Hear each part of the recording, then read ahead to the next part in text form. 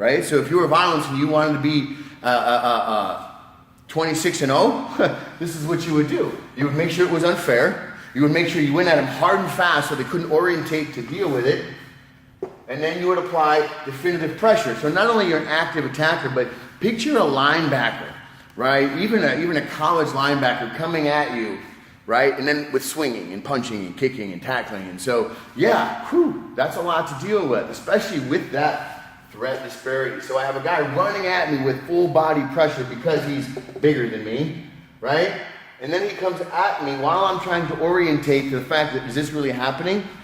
With punches, kicks, and so forth. Not just standing off and throwing one punch. That, I want you to train for somebody who feels that you're the cause for the pain that's going on here, or you're the only thing that stands between them and their high, and that is paramountly the most important thing, and they will sacrifice a lot for it. So they brought some stuff to the table.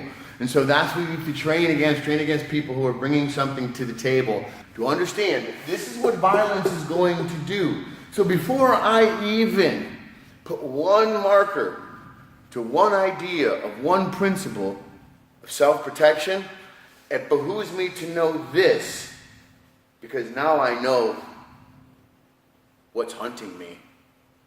And if we were to go hunting and I asked you to pick a fishing rod, a spear, a knife, a gun, some foul language, and I don't know, right?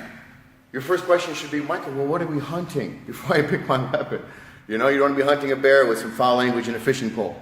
So I say that to say that know your enemy, know what you're hunting so you can bring the proper tools. We have range appropriation, we have mechanical efficiency, and we have a mental and emotional determination. These are the ingredients of the one thing that you need every time you do something, and that is violence of action. Right? These are what French braid to give us violence of action. If you're not going to be effective in your punch, swing, or anything, you can hit somebody, but if it's not violent, it's not going to hurt. The idea is to hurt somebody. How do you hurt somebody? How do you stop them in their path from hurting you? It's the law of physics. It's not a matter of morality.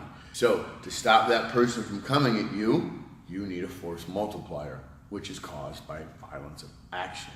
Without violence of action, no matter what tool you throw, it will not work. Throwing the tool is not enough. If you hurt somebody, if you can hit somebody but you don't hurt them, you don't have mechanical efficiency. You didn't put enough torque into your shot. It's mechanics that create torque. It's range that put placement on that torque. And it's mental and emotional determination that give an exclamation point. And all three create violence of action. Without violence of action, you have no hope.